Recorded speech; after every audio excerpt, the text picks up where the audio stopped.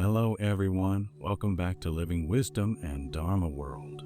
Today we are exploring one of the most important yet often overlooked traditions in Chinese Buddhism, the Vinaya School, known in Chinese as Li Zun, among the 10 schools of Chinese Buddhism. Don't forget to like, subscribe, and share this video to inspire others on their path of discovery. Share your thoughts in the comments below. Your reflections may spark meaningful conversations and mutual growth. Together, let's start our exploration. Introduction: Why discipline matters. When people think of Buddhism, they often think about meditation, wisdom, or philosophical teachings about emptiness. But the Buddha himself repeatedly emphasized something very practical and foundational: discipline. He said that after his passing, the Vinaya would be the teacher. This means that the survival of the Buddhist community, the Sangha, depends not only on profound philosophy, but also on ethical conduct, community harmony, and respect for the rules of monastic life. The Vinaya School emerged in China as the tradition dedicated to studying, preserving, and practicing these monastic disciplines. The meaning of Vinaya. The word Vinaya comes from Sanskrit and refers to the monastic code of discipline established by the Buddha. These rules govern the lives of monks and nuns and cover many aspects of daily life: how to live together harmoniously, how to maintain ethical purity, how to interact with lay people, and how to avoid attachment and corruption.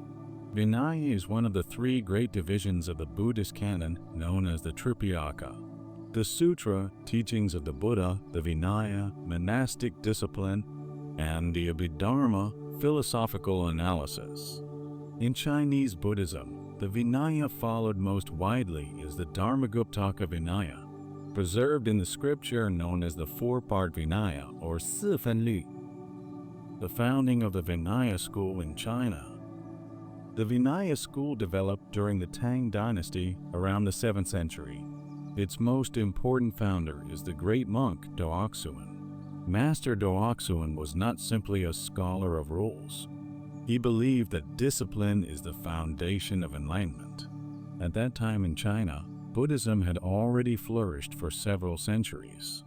Great philosophical schools such as Tiantai and Sanlin had developed profound interpretations of Buddhist doctrine. The Daoxuan observed that while philosophy was flourishing, monastic discipline was becoming lax in some communities. He saw the danger clearly. If discipline disappears, the Sangha loses its integrity. So he devoted his life to restoring the purity of the Vinaya tradition. He founded what became known as the Nanjing Vinaya School, named after the mountain where he lived and taught. The core scripture, the Four-Part Vinaya. The Vinaya School centers on the Four-Part Vinaya, translated into Chinese in the 5th century. This Vinaya contains the rules and regulations for monks and nuns, including the famous Pratimokkha rules. For monks, there are traditionally 250 rules, and for nuns, 348 rules. But these are not simply rigid laws. They arose historically as responses to real situations in the early Sangha. For example, when a monk behaved improperly, the Buddha would establish a rule to prevent similar problems in the future. In this way, the Vinaya gradually developed as a living ethical system. The Vinaya therefore tells many fascinating stories about the early Buddhist community and how the Buddha guided his disciples in practical daily life. The philosophical thought of the Vinaya School. At first glance, Vinaya might seem purely about rules, but in reality, it carries deep spiritual meaning. The Vinaya School teaches that discipline is the root of liberation. In traditional Buddhist training, spiritual development follows 3 steps: discipline, meditation, and wisdom. Without discipline, meditation becomes unstable.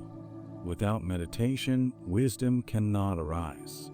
So, discipline is not a restriction, it is a foundation for freedom. Master Daoxuan often explained that Vinaya helps practitioners remove greed, anger, and arrogance by regulating everyday behavior. Even small details, such as how one walks, speaks, eats, or interacts with others, become opportunities for mindfulness and self-transformation. Great masters and advocators of the Vinaya tradition. After Daoxuan, many great masters continued to support the Vinaya tradition. Among them was Daoxuan, who wrote important commentaries explaining the Vinaya rules and their applications. Another influential figure was Jianzhen. Jianzhen was a master of Vinaya discipline. He attempted several times to travel from China to Japan in order to establish a proper ordination lineage there. The journey was extremely difficult. Storms destroyed ships, and many attempts failed. During these voyages, he eventually lost his eyesight, yet he refused to abandon his mission. Finally, after years of hardship, he successfully reached Japan and established the ordination system there. His work became the foundation for Japanese monastic discipline and deeply influenced Japanese Buddhism. The influence of the Vinaya School. The Vinaya School had an enormous impact on East Asian Buddhism. In China, even though many different schools emerged, such as Chan, Tiantai, and Huayan, all monastics depended on the Vinaya system. Without ordination according to the Vinaya, one could not formally become a monk or nun. Thus, the Vinaya school served as the ethical backbone of the entire Buddhist community. Its influence also spread beyond China. Through figures like Jianzhen, the Dharmaguptaka ordination lineage was transmitted to Japan and later influenced Korea and Vietnam as well. Even today, most East Asian Buddhist monastic communities continue to follow this Vinaya tradition. Anecdotes of Vinaya practice. Stories about Vinaya masters often illustrate extraordinary dedication to discipline. One famous story tells of Master Daoxuan practicing such strict conduct that he avoided even minor violations of monastic etiquette. According to tradition, heavenly beings were said to admire his purity and were believed to bring him food offerings during meditation. Whether one interprets this literally or symbolically, the story emphasizes the profound respect that discipline can inspire. Another anecdote concerns the monk Jianzhen. After finally arriving in Japan despite blindness and years of hardship, he established the first formal ordination platform there. When Japanese monks asked why he endured so many difficulties, he replied that transmitting the Vinaya was essential for preserving the true Dharma. Without the Vinaya, the teachings of the Buddha would gradually disappear. Discipline as the living body of the Dharma. In the end, the Vinaya school teaches a powerful message. Spiritual practice is not only about profound meditation experiences or philosophical insight. It is also about how we live every moment, how we speak to others, how we restrain harmful impulses, how we cultivate humility and respect. The Buddha once compared discipline to the earth supporting all living things. Just as trees, rivers, and mountains depend on the earth for support, all Buddhist practices depend on ethical discipline. Practicing the spirit of Vinaya in daily life. Although the Vinaya was originally designed for monks and nuns, its spirit is deeply relevant for lay practitioners as well. The essence of Vinaya is mindfulness, responsibility, and respect for ethical boundaries in everyday life. For lay Buddhists, the most direct expression of this spirit is the practice of the 5 precepts: refraining from killing, stealing, sexual misconduct, false speech, and intoxication. These guidelines are not merely moral restrictions, they are training tools that help us cultivate awareness and compassion in our daily actions. For example, when we practice refraining from harmful speech, we begin to pay closer attention to how our words affect others.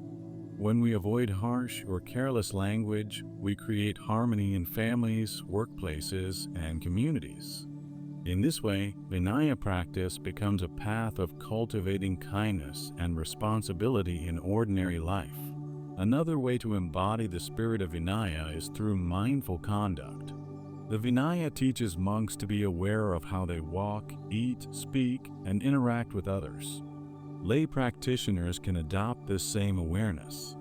Even simple actions, such as eating with gratitude, listening attentively to others, or maintaining honesty in daily work, become opportunities to cultivate discipline and mindfulness. Vinaya also reminds us of the importance of self-regulation in an age of distraction. In modern life, we are constantly surrounded by temptations and impulses through technology, consumer culture, and endless information.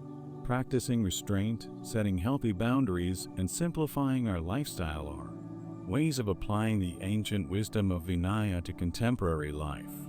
Finally, the deeper spirit of Vinaya is not about punishment or rigid control.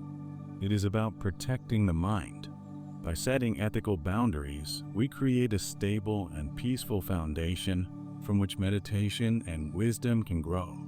Just as the Buddha taught that discipline supports meditation and meditation supports wisdom, our daily conduct becomes the ground from which spiritual understanding can arise. In this sense, the Vinaya is not only a monastic code. It is a reminder that awakening begins with the small choices we make every day.